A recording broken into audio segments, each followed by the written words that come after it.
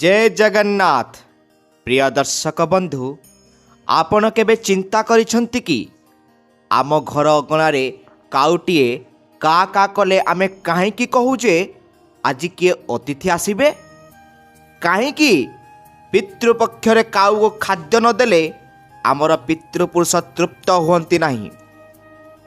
काऊ कौन केवल एक साधारण पक्षी ना यह पछरे रही कौनसी गभीर आध्यात्मिक रहस्य।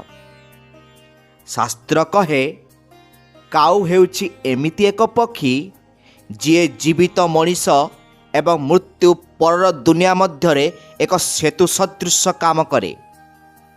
आजिर एही विशेष भिडियो रे आमे काऊ सह जड़ित सही रहस्यमय दिग गुड़िक विषय रे आलोचना करिबा जहाँ शुणिले आपण आश्चर्य होइजिबे।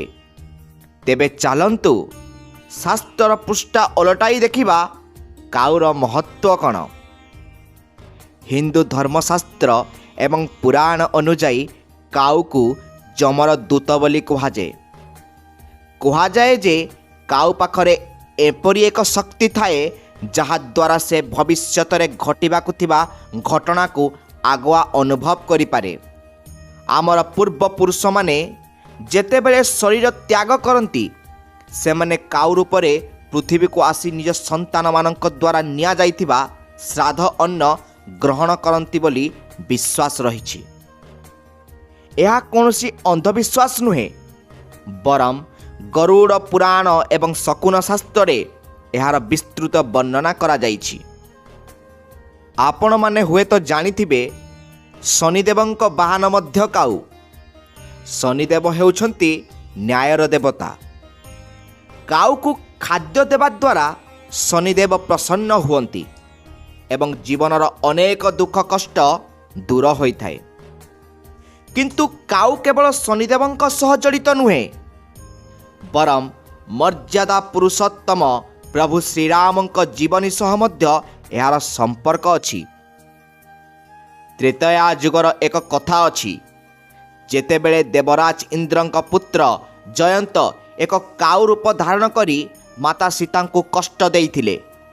सेतेबेले प्रभु श्रीराम एक दर्भ कुश को ब्रह्मास्त्र करी तांको आखि को बांधिथिले।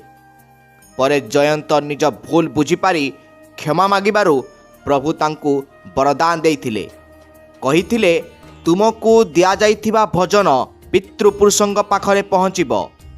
सही दिन ठारू काऊ को पितृपुरुषंक प्रतीक भावे गणना कराए।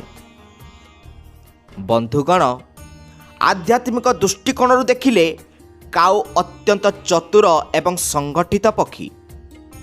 सेमाने केबे एका खाद्य खाती नहीं बरम का का करी निजर सबु सांग मानंकु डाकी एकाठी बांटी गुंटी खायंती। यह आमको एकता एवं सामाजिकतार शिक्षा दिए। किंतु एतिकी नुहे शकुन शास्त्र काऊर गतिविधि को नहीं अनेक शुभ अशुभ संकेत विषय रे कुहा जाइछि। जदि आपण सकाळु उठिबा मात्रे काऊर का का शब्द शुणती तेबे ताहार अर्थ कौन होई पारे। जदि काऊ आपणक घर सामने कौनसी पात्ररु पानी पिउथिबार देखंती तेबे यह केउ सौभाग्यर सूचना दिए। यही सबु प्रश्नर उत्तर आमे एई वीडियो रे जानिबा। शास्त्र कहे काऊ केबे मन इच्छा का करे नहीं। तार शब्द करिवार शैली बसीबार दिग एवं समय आमको आगत भविष्यत विषय रे किछि ना किछि संकेत देई थाए।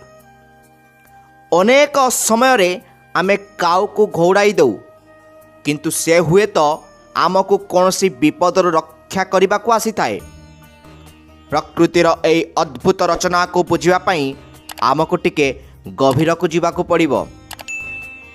बंधुगण यह थिला काऊ विषय किछि मौलिक एवं आध्यात्मिक तथ्य। किंतु प्रकृत रहस्य तो शकुन शास्त्र लुचि रही। काऊटीए आपणक मुंड उपरे बसिले कौन हुए। काऊ जदि आपणक घर भीतर को पशि आसे तेबे ताहा केउ बड़ परिवर्तनर संकेत। आपण कौन जानिबाकू चाहती कि सही 5टी विशेष ଶକୁନ ଶାସ୍ତ୍ରର କଥା କ'ଣ ଯାହା ଆପଣଙ୍କ ଭାଗ୍ୟ ବଦଳାଇ ଦେଇପାରେ?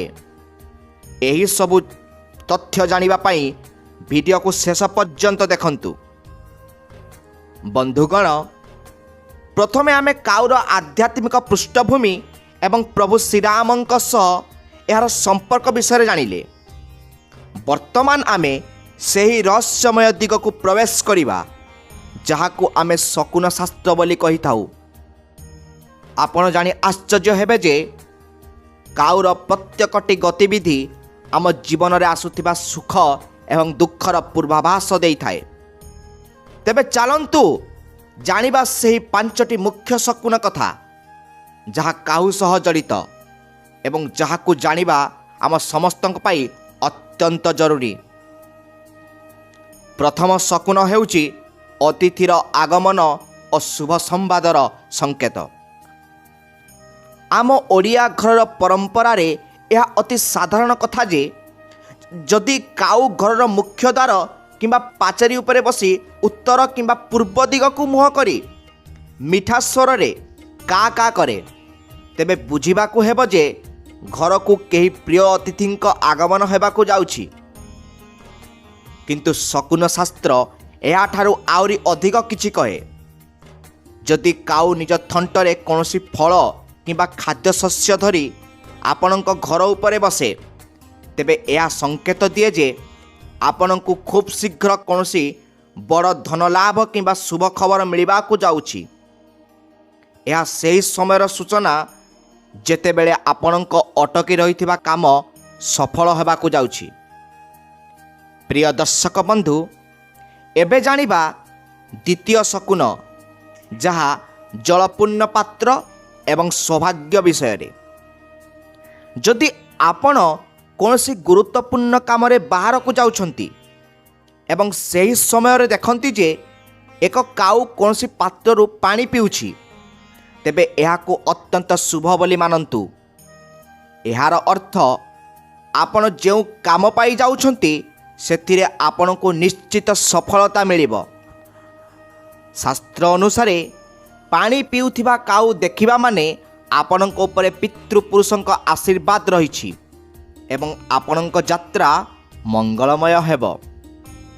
ଏପରି ସ୍ଥିତିରେ ମନରେ ପ୍ରଭୁଙ୍କୁ ସ୍ମରଣ କରି ଆଗକୁ ବଢ଼ିଲେ କାର୍ଯ୍ୟସିଦ୍ଧି ହୋଇଥାଏ। ପ୍ରିୟ ଦର୍ଶକ ବନ୍ଧୁ, ଏବେ ଜାଣିବା ତୃତୀୟ ଶକୁନ ବିଷୟରେ। ମୁଣ୍ଡ ଉପରେ କାଉ ବସିବା ବା ସ୍ପର୍ଶ କରିବା। ଏହା ଏକ ଏମିତି ବିଷୟ ଯାହାକୁ ନେଇ ଅନେକ ଲୋକ ଭୟଭୀତ ହୋଇପଡ଼ନ୍ତି। ଶକୁନ ଶାସ୍ତ୍ର ଅନୁଯାୟୀ ଯଦି କାଉ ଉଡ଼ି ଆସି ହଠାତ୍ କାହାର ମୁଣ୍ଡ ଉପରେ ବସିଯାଏ କିମ୍ବା ମୁଣ୍ଡକୁ ଥଣ୍ଟରେ ଆଘାତ କରେ, ତେବେ ଏହାକୁ ଅଶୁଭ ବୋଲି ଧରାଯାଏ। ଏହା ଶାରୀରିକ କଷ୍ଟ କିମ୍ବା କୌଣସି ଆଗାମୀ ବିପଦର ସୂଚନା ଦେଇଥାଏ। ପୁରାଣ ଅନୁସାରେ ଏହା ସୂଚାଇଥାଏ ଯେ ବ୍ୟକ୍ତିଙ୍କ ଉପରେ ଶନିଦେବଙ୍କ କପଦୃଷ୍ଟି ରହିଛି କିମ୍ବା କୌଣସି ଗ୍ରହ ଦୋଷ ଅଛି। ଏପରି ହେଲେ ବିଚଳିତ ନ ହୋଇ ଭଗବାନ ଶିବ କିମ୍ବା ହନୁମାନଙ୍କ ଚାଳିଶା ପାଠ କରିବା ଉଚିତ ଏବଂ ଗରିବଙ୍କୁ କିଛି ଦାନ କରିବା ଆବଶ୍ୟକ। ଦର୍ଶକ ବନ୍ଧୁ, ଏବେ ମୁଁ ଆପଣଙ୍କୁ କହିବି ଚତୁର୍ଥ ଶକୁନ ବିଷୟରେ, ଯାହା କାଉର ଦିଗ ଏବଂ ଭବିଷ୍ୟବାଣୀ ବିଷୟରେ। କାଉ କେଉଁ ଦିଗରୁ ଆସୁଛି ତାହା ମଧ୍ୟ ବହୁତ ଗୁରୁତ୍ୱ ରଖେ। ଯଦି ଆପଣ ଯାତ୍ରା ଆରମ୍ଭ କରୁଥିବା ବେଳେ କାଉ ଆପଣଙ୍କ ଡାହାଣ ପଟୁ ଉଡ଼ିଯାଏ, ତେବେ ଏହା ଅତ୍ୟନ୍ତ ଶୁଭ। କିନ୍ତୁ ଯଦି କାଉ ପଛପଟୁ ଆସି କା କା କରେ, ତେବେ ଏହାର ଅର୍ଥ ହେଉଛି ଯେ ଆପଣଙ୍କ କାମରେ କିଛି ବାଧା ଆସିପାରେ। ସେହିପରି ଦ୍ୱିପ୍ରହର ସମୟରେ ଯଦି କାଉ ପଶ୍ଚିମ ଦିଗରେ ବସି ଶବ୍ଦ କରେ, ତେବେ ବୁଝିବାକୁ ହେବ ଯେ ଘରକୁ କୌଣସି ଦୂର ସମ୍ପର୍କୀୟଙ୍କ ବାର୍ତ୍ତା ଆସିବାକୁ ଯାଉଛି। ବନ୍ଧୁଗଣ, ଏବେ ଜାଣିବା ପଞ୍ଚମ ଶକୁନ ବିଷୟରେ, ଯାହା ଅଶୁଭ ସଂକେତ ଓ ସତର୍କତା ବିଷୟରେ। ଯଦି ଆପଣ ଦେଖନ୍ତି ଯେ ବହୁତ ଗୁଡ଼ାଏ କାଉ ଏକାଠି ହୋଇ ଆପଣଙ୍କ ଘର ଉପରେ କିମ୍ବା ଘର ଚାରିପଟେ ଘୁରି ବୁଲୁଛନ୍ତି ଏବଂ ଜୋରରେ ଶବ୍ଦ କରୁଛନ୍ତି, ତେବେ ଏହା ସେହି ଘର ପାଇଁ କୌଣସି ବଡ଼ ସଙ୍କଟର ସୂଚନା ଦେଇଥାଏ। ଏହା ପରିବାରର କଳହ କିମ୍ବା ମୁଖ୍ୟ ବ୍ୟକ୍ତିଙ୍କ ସ୍ୱାସ୍ଥ୍ୟହାନିର ସଙ୍କେତ ହୋଇପାରେ। ଶକୁନ ଶାସ୍ତ୍ର କହେ, କାଉମାନଙ୍କର ଏପରି ସ୍ୱାଭାବିକ ବ୍ୟବହାର ପ୍ରକୃତିରେ ଘଟୁଥିବା କୌଣସି ନକାରାତ୍ମକ ପରିବର୍ତ୍ତନର ପୂର୍ବାଭାସ ଦେଇଥାଏ। ବନ୍ଧୁଗଣ, କାଉର ଏହିସବୁ ସଙ୍କେତ ଆମକୁ ପ୍ରକୃତି ସହ ଯୋଡ଼ି ହୋଇ ରହିବାକୁ ଶିକ୍ଷା ଦେଇଥାଏ। ଏହା କେବଳ ପକ୍ଷୀ ନୁହେଁ, ଏହା ହେଉଛି ଭଗବାନଙ୍କର ଏକ ମାଧ୍ୟମ ଯିଏ ଆମକୁ ସତର୍କ କରାଏ। କିନ୍ତୁ ଏତିକିରେ କାଉର ରହସ୍ୟ ସରିନାହିଁ। ଏହି ଶକୁନଗୁଡ଼ିକ ମଧ୍ୟରୁ ଆପଣଙ୍କ ସହ କେବେ କିଛି ଘଟିଛି କି? କମେଣ୍ଟରେ ନିଶ୍ଚୟ ଜଣାନ୍ତୁ। ଦର୍ଶକ ବନ୍ଧୁ, ଏବେ ଜାଣିବା ଗୁରୁତ୍ୱପୂର୍ଣ୍ଣ କଥା। ଆମେ ପିତୃଦୋଷ ଏବଂ କାଉର ସେବା ବିଷୟରେ ଆଲୋଚନା କରିବା। ଓମ୍ ନମ ପିତୃଦେବେଭ୍ୟୋ ନମଃ। ବନ୍ଧୁଗଣ, ଆମେ ଆଲୋଚନାର ଅନ୍ତିମ ପର୍ଯ୍ୟାୟରେ ପହଞ୍ଚିଛେ। ଆରମ୍ଭରୁ ଆମେ କାଉ ସହ ଜଡ଼ିତ ଶୁଭ ଅଶୁଭ ଶକୁନ ବିଷୟରେ ଜାଣିଲେ। କିନ୍ତୁ ଏବେ ସବୁଠାରୁ ଗୁରୁତ୍ୱପୂର୍ଣ୍ଣ, କାରଣ ଆମେ ଜାଣିବା ଯେ କାଉ କେବଳ ଏକ ସଙ୍କେତକାରୀ ପକ୍ଷୀ ନୁହେଁ, ବରଂ ଆମ ଜୀବନରୁ ପିତୃଦୋଷ ଏବଂ ଶନିଦୋଷ ଦୂର କରିବାର ଏକ ମାଧ୍ୟମ। ଆମେ କେଉଁ ଭୁଲ କରୁ ଯାହା ପାଇଁ ପିତୃପୁରୁଷ ଅସନ୍ତୁଷ୍ଟ ହୁଅନ୍ତି ଏବଂ କାଉକୁ କେଉଁ ଖାଦ୍ୟ ଦେଲେ ଆମ ଭାଗ୍ୟରେ ବନ୍ଦ ଦ୍ୱାର ଖୋଲିଯାଏ, ସେହି ରହସ୍ୟ ଆଜି ଉନ୍ମୋଚନ ହେବ। ପ୍ରିୟ ଦର୍ଶକ ବନ୍ଧୁ, ଏବେ ଜାଣିବା କାଉ ଏବଂ ପିତୃପକ୍ଷର ଗଭୀର ସମ୍ପର୍କ ବିଷୟରେ। ଶାସ୍ତ୍ର ଅନୁସାରେ ଆମର ପୂର୍ବପୁରୁଷମାନେ ମୃତ୍ୟୁ ପରେ ଯମଲୋକକୁ ଯାଆନ୍ତି, କିନ୍ତୁ ପିତୃପକ୍ଷ ସମୟରେ ସେମାନେ ନିଜ ପରିବାରକୁ ଦେଖିବା ପାଇଁ ମର୍ତ୍ତ୍ୟମଣ୍ଡଳକୁ ଆସିଥାନ୍ତି। ସେହି ସମୟରେ ସେମାନେ କାଉ ରୂପ ଧାରଣ କରି ଆସନ୍ତି। ଯଦି ଆପଣ ଶ୍ରାଦ୍ଧ ସମୟରେ ବାହାରେ ଖାଦ୍ୟ ରଖନ୍ତି ଏବଂ କାଉ ସେହି ଖାଦ୍ୟକୁ ଖାଏ ନାହିଁ, ତେବେ ମାନିବାକୁ ହେବ ଯେ ଆପଣଙ୍କ ପିତୃପୁରୁଷ ଆପଣଙ୍କ ଉପରେ କୌଣସି କାରଣରୁ ଅସନ୍ତୁଷ୍ଟ ଅଛନ୍ତି। କାଉ ସେହି ଅନ୍ନ ଗ୍ରହଣ କରିବା ମାନେ ଆପଣଙ୍କ ପିତୃପୁରୁଷ ତୃପ୍ତ ହେଲେ ଏବଂ ଆପଣଙ୍କୁ ଆଶୀର୍ବାଦ ଦେଲେ। ଏହି ଆଶୀର୍ବାଦ ଫଳରେ ଘରେ ସୁଖ ଶାନ୍ତି, ସନ୍ତାନ ପ୍ରାପ୍ତି ଏବଂ ବଂଶବୃଦ୍ଧି ହୋଇଥାଏ। ଦର୍ଶକ ବନ୍ଧୁ, ଏବେ ଗୁରୁତ୍ୱପୂର୍ଣ୍ଣ କଥା ହେଲା, କାଉକୁ କେଉଁ ଖାଦ୍ୟ ଦେବା ଉଚିତ। ଯଦି ଆପଣଙ୍କ ଜୀବନରେ ବାରମ୍ବାର ବାଧାବିଘ୍ନ ଆସୁଛି, ଚେଷ୍ଟା କଲେ ମଧ୍ୟ ସଫଳତା ମିଳୁନାହିଁ, ତେବେ ପ୍ରତି ଶନିବାର ଏବଂ ଅମାବାସ୍ୟା ଦିନ କାଉକୁ ଖାଦ୍ୟ ଦେବାର ଅଭ୍ୟାସ କରନ୍ତୁ। ପ୍ରଥମ କଥା ହେଉଛି ରୁଟି ଓ ସୋରିଷ ତେଲ। ରୁଟିରେ ସୋରିଷ ତେଲ ଲଗାଇ କାଉକୁ ଖାଇବାକୁ ଦିଅନ୍ତୁ। ଦର୍ଶକ ବନ୍ଧୁ, ଯଦି ଆପଣ ରୁଟିରେ ସୋରିଷ ତେଲ ଲଗାଇ କାଉକୁ ଖାଇବାକୁ ଦେଲେ, ତେବେ ଆପଣଙ୍କର ଶନିଦେବଙ୍କ 7.5 ଏବଂ ଧାୟା ପ୍ରଭାବ କମିଥାଏ। ଏହାଦ୍ୱାରା ଆର୍ଥିକ ସମସ୍ୟା ଦୂର ହୁଏ। ଏବେ ଜାଣିବା ମିଠା ଦହି ଭାତ।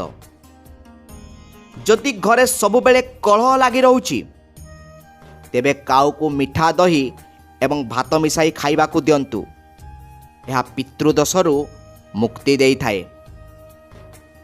ଦର୍ଶକ ବନ୍ଧୁ, ଏବେ ଜାଣିବା ଗୁରୁତ୍ୱପୂର୍ଣ୍ଣ କଥା ହେଲା, ବଳକା ଖାଦ୍ୟ ଦେବେ ନାହିଁ। ମନେ ରଖନ୍ତୁ, କାଉକୁ କେବେ ବି ଅଇଁଠା କିମ୍ବା ଖରାପ ହୋଇଯାଇଥିବା ଖାଦ୍ୟ ଦିଅନ୍ତୁ ନାହିଁ। ସବୁବେଳେ ସତେଜ ଖାଦ୍ୟର ପ୍ରଥମ ଅଂଶ କାଉ ପାଇଁ କାଢ଼ି ରଖନ୍ତୁ। ଏହାକୁ ବଳିବେଶ୍ୟଦେବ ଯଜ୍ଞର ଏକ ଅଂଶ ବୋଲି କୁହାଯାଏ। ଶେଷ କଥା ହେଲା, କାଉ ସହ ଜଡ଼ିତ ସାବଧାନତା। ଆଜିକାଲି ଅନେକ ଲୋକ ଅଜାଣତରେ କାଉକୁ ହଇରାଣ କରନ୍ତି କିମ୍ବା ପଥର ମାରନ୍ତି। ଶାସ୍ତ୍ର କହେ, କାଉକୁ ମାରିବା କିମ୍ବା କଷ୍ଟ ଦେବା ବ୍ରହ୍ମହତ୍ୟା ସମାନ ପାପ। ଯେଉଁ ଘରେ କାଉକୁ କଷ୍ଟ ଦିଆଯାଏ, ସେହି ଘରୁ ଲକ୍ଷ୍ମୀ ବିଦାୟ ନିଅନ୍ତି ଏବଂ ପିତୃଶାପ ଲାଗିଯାଏ। ଯଦି କାଉ ଆପଣଙ୍କ ଘର ଅଗଣାରେ କା କା କରୁଛି ତେବେ ତାକୁ ବିରକ୍ତ ନ ହୋଇ କିଛି ଖାଦ୍ୟ କିମ୍ବା ଅନ୍ତତଃ ପକ୍ଷେ ଟିକେ ପାଣି ଦିଅନ୍ତୁ। ଆପଣଙ୍କର ଏହି ଛୋଟ ସେବା ଆପଣଙ୍କ ପାଇଁ ପୁଣ୍ୟର ମାର୍ଗ ଖୋଲିଦେବ। ବନ୍ଧୁଗଣ, କାଉ ଆମକୁ ଜୀବନର ଏକ ବଡ଼ ସତ୍ୟ ଶିଖାଏ, ସମଭାବ। କାଉ ପାଇଁ ରାଜା କିମ୍ବା ପ୍ରଜା ସମସ୍ତେ ସମାନ। ସେ ପବିତ୍ର ଅନ୍ନ ଗ୍ରହଣ କରେ ଏବଂ ସମାଜରୁ ଅଳିଆ ଆବର୍ଜନା ସଫା କରି ପରିବେଶକୁ ସୁରକ୍ଷିତ ରଖେ। ଠିକ୍ ସେହିପରି ଆମେ ମଧ୍ୟ ନକାରାତ୍ମକତାକୁ ଦୂର କରି ସକାରାତ୍ମକତାକୁ ଗ୍ରହଣ କରିବା ଉଚିତ। କାଉକୁ ଦେଖିଲେ କେବଳ ଏକ ପକ୍ଷୀ ଭାବନ୍ତୁ ନାହିଁ, ବରଂ ନିଜ ପୂର୍ବପୁରୁଷଙ୍କ ପ୍ରତିନିଧି ଭାବେ ତାକୁ ସମ୍ମାନ ଦିଅନ୍ତୁ। ଯେଉଁମାନେ ପଶୁପକ୍ଷୀଙ୍କୁ ପ୍ରେମ କରନ୍ତି ଏବଂ ସେମାନଙ୍କ ସେବା କରନ୍ତି, ଭଗବାନ ସେମାନଙ୍କ ଉପରେ ସଦାସର୍ବଦା ପ୍ରସନ୍ନ ରୁହନ୍ତି। ଶାସ୍ତ୍ରର ଏହି ଜ୍ଞାନ ଆମକୁ ମାନବିକତା ଏବଂ ପ୍ରକୃତି ସହ ଯୋଡ଼ି ହୋଇ ରହିବାକୁ ପ୍ରେରଣା ଦିଏ। ଆଶା କରୁଛି କାଉ ସହ ଜଡ଼ିତ ଏହି ଆଧ୍ୟାତ୍ମିକ ଏବଂ ଶକୁନ ଶାସ୍ତ୍ରର ତଥ୍ୟ ଆପଣଙ୍କୁ ଭଲ ଲାଗିଥିବ। ଆପଣଙ୍କ ଘର କାଉ କେଉଁ ସଂକେତ ଦେଇଛି କି? କିମ୍ବା ଆପଣଙ୍କର କୌଣସି ଅନୁଭୂତି ଅଛି କି? ଆମକୁ କମେଣ୍ଟ ମାଧ୍ୟମରେ ନିଶ୍ଚୟ ଜଣାନ୍ତୁ। ଭିଡ଼ିଓଟି ଭଲ ଲାଗିଥିଲେ ଲାଇକ୍ କରନ୍ତୁ ଏବଂ ନିଜ ପ୍ରିୟଜନଙ୍କ ସହ ସେୟାର କରନ୍ତୁ, ଯାହାଦ୍ୱାରା ସେମାନେ ମଧ୍ୟ ଏହି ଶାସ୍ତ୍ରୀୟ ଜ୍ଞାନ ପାଇପାରିବେ। ଯଦି ଆପଣ ଏହି ଚ୍ୟାନେଲରେ ନୂଆ, ତେବେ ଚ୍ୟାନେଲକୁ ସବସ୍କ୍ରାଇବ୍ କରି ଆମ ପରିବାରର ଏକ ସଦସ୍ୟ ହୁଅନ୍ତୁ। ଆପଣ ଏବଂ ଆପଣଙ୍କ ପରିବାରର ମଙ୍ଗଳ ପାଇଁ ଆମେ ଜଗତର ନାଥ ପ୍ରଭୁ ଜଗନ୍ନାଥଙ୍କ ନିକଟରେ ପ୍ରାର୍ଥନା କରୁଛୁ। ପୁଣି ଦେଖା ହେବା ଆଉ ଏକ ଆଧ୍ୟାତ୍ମିକ ରହସ୍ୟ ସହିତ। ସେ ପର୍ଯ୍ୟନ୍ତ ଆମକୁ ବିଦାୟ ଦିଅନ୍ତୁ। ରହୁଛି। ଧନ୍ୟବାଦ।